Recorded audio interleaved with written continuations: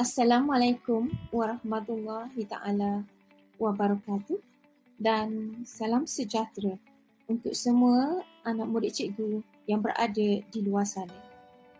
Hari ini, cikgu akan berkongsi lagi satu subtopik dalam sejarah tingkatan 5 iaitu bab 3, Raja Berperlembagaan dan Demokrasi Berparlimen.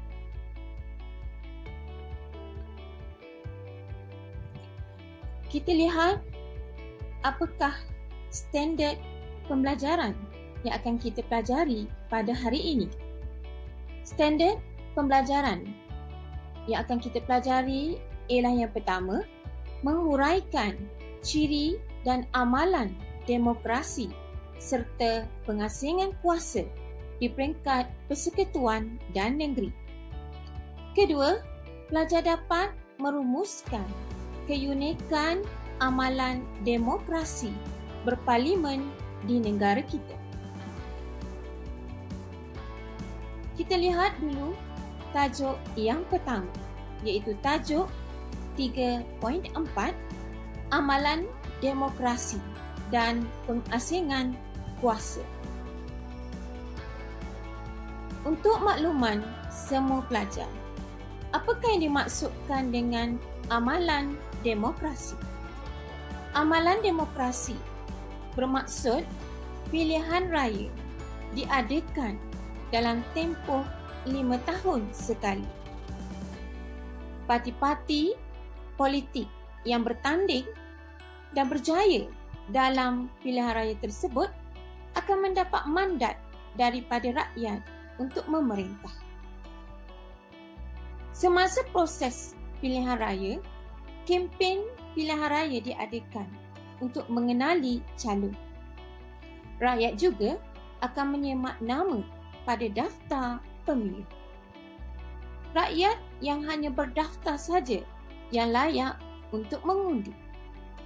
Undian dilakukan mengikut prosedur yang telus dan sistematik oleh Suruhanjaya Perkhidmatan Pilihan Raya ataupun SPR. Manakala undi yang dibuat oleh pengundi adalah rahsia. Seterusnya, kita lihat pula dalam aspek pengasingan kuasa dalam pemerintah.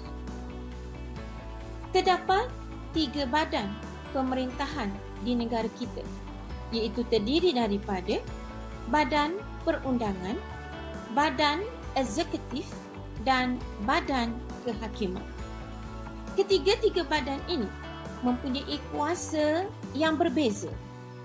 Itu yang dimaksudkan dengan pengasingan kuasa. Manakala dari segi komponen, Badan Perundangan terdiri daripada Parlimen, Dewan Rakyat, Dewan Negara dan Dewan Undangan Negeri. Manakala Badan Eksekutif terdiri daripada Perdana Menteri, Jemaah Menteri dan Kementerian. Manakala Badan Kehakiman pula terdiri daripada Ketua Hakim Negara, Mahkamah Atasan dan Mahkamah Bawahan. Kita akan lihat tajuk ini secara terperinci. Kita lihat dulu Badan Eksekutif. Badan Eksekutif yang terdiri daripada Jemaah Menteri merupakan tugasnya ialah mengubal dasar negara dan melaksanakan pembangunan negara. Ianya diketuai oleh Perdana Menteri dan terdapat juga bantuan daripada menteri-menteri yang mengetuai kementerian untuk melaksanakan dasar kerajaan. Anggota Jemaah Menteri bertanggungjawab mempertahankan keputusan Jemaah Menteri jika ianya tidak dipersetujui. Manakala Majlis Mesyuarat Kerajaan Negeri pula diketuai oleh Sultan atau Raja. Di Semenanjung Malaysia, kuasa dilaksanakan oleh majlis ini dikenali sebagai ahli exco. Manakala di Sabah dan Sarawak, kuasa dilaksanakan oleh Kabinet Negeri dan diketuai oleh Menteri Besar atau Ketua Menteri. Seterusnya, kita lihat pula Badan Perundangan. Badan Perundangan berfungsi sebagai penggubal undang-undang. Terdiri daripada Parlimen yang merupakan lambang demokrasi dan mencerminkan aspirasi rakyat melalui perwakilan yang dipilih melalui pilihan raya. Parlimen berkuasa menggubal dan meminda undang-undang yang telah dicadangkan oleh menteri. Manakala Dewan Rakyat dan Dewan Negara pula merupakan badan penggubal dan meluluskan undang-undang. Dewan Negara akan membahaskan rang undang-undang yang diluluskan oleh Dewan Rakyat sebelum diperkenankan oleh Yang di-Pertuan Agong. Manakala Badan Kehakiman pula merupakan badan yang berfungsi sebagai mengadili pertikaian antara pemerintah dengan rakyat maupun sesama rakyat. Peranan Badan Kehakiman juga untuk menyelesaikan konflik kerajaan negeri dan kerajaan persekutuan. Ketuanya terdiri daripada Ketua Hakim Negara dan kuasa Badan Kehakiman pula dilaksanakan oleh Mahkamah. Secara umumnya, fungsi Badan Kehakiman bergantung pada status mahkamah, iaitu terdiri daripada mahkamah atasan, mahkamah bawahan dan mahkamah khas. Terdapat juga mahkamah di peringkat negeri yang terdiri daripada mahkamah syariah serta mahkamah anak negeri di Sarawak dan Sabah.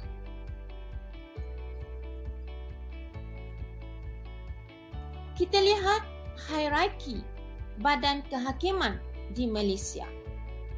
Terdapat pembahagian iaitu mahkamah atasan dan mahkamah bawahan. Mahkamah atasan terdiri daripada mahkamah persekutuan, mahkamah rayuan dan mahkamah tinggi. Mahkamah tinggi pula terdapat di Malaya dan juga di Sabah dan Sarawak. Seterusnya, mahkamah bawahan terdiri daripada mahkamah seksyen dan mahkamah magistrat.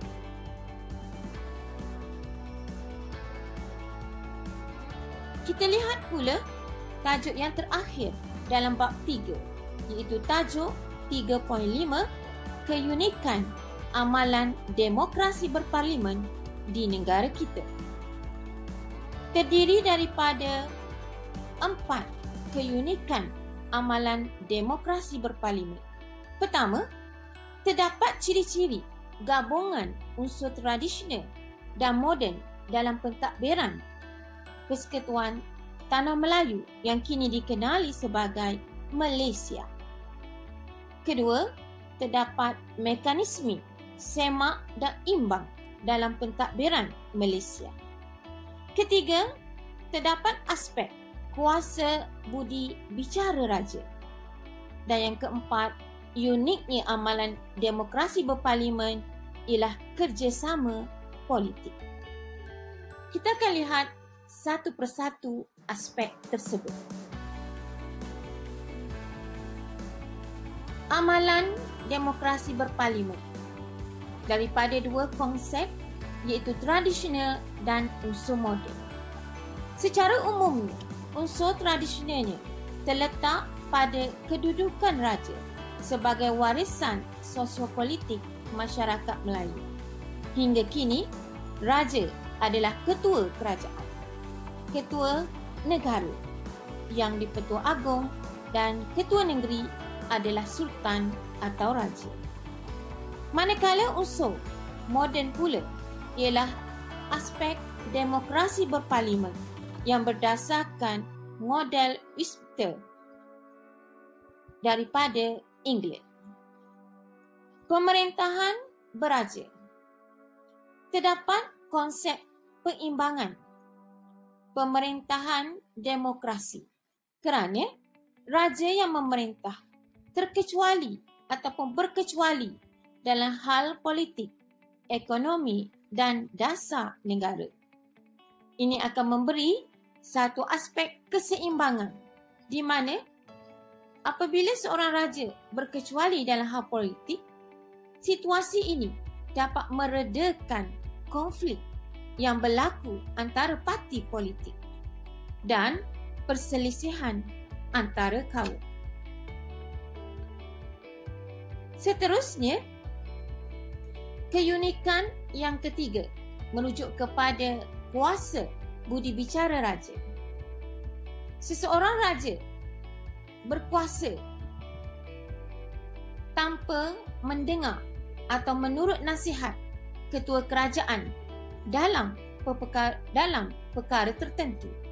Contohnya, yang di-Pertua Agong ada kuasa budi bicara melantik Perdana Menteri dan tidak memperkenankan permintaan pembubaran parlimen oleh mana-mana menteri. Selain itu, aspek yang keempat ialah dari aspek kerjasama politik. Kerjasama politik di negara kita begitu unik kerana menekankan soal perkongsian kuasa antara kaum berdasarkan prinsip tolak ansur, perundingan dan pengorbanan bagi mewakili dan memastikan suara setiap kaum diwakili. Sebagai contohnya, dalam pilihan raya 1955 terbentuknya Parti Perikatan yang terdiri daripada Parti UMNO, MIC untuk wakil India dan juga MCA dari wakil orang Cina. Kemudiannya, Parti Perikatan kini dikenali sebagai Barisan Nasional. Pilihan raya umum yang ke-14 membuktikan terbentuknya gabungan beberapa parti yang memerintah, iaitu dikenali sebagai Pakatan Harapan.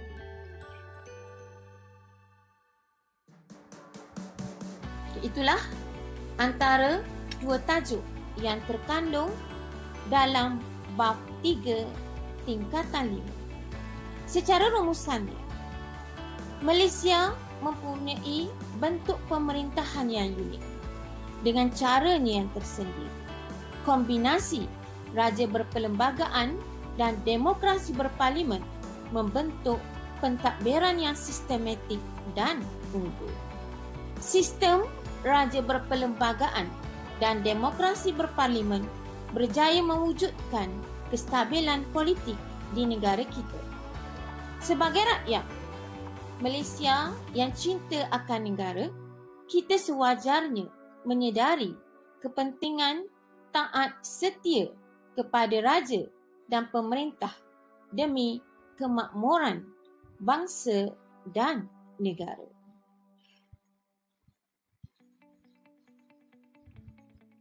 Cikgu juga menyediakan latihan pengukuhan kepada pelajar untuk mengulang kaji tajuk Sejarah Tingkatan 5 Bab 3.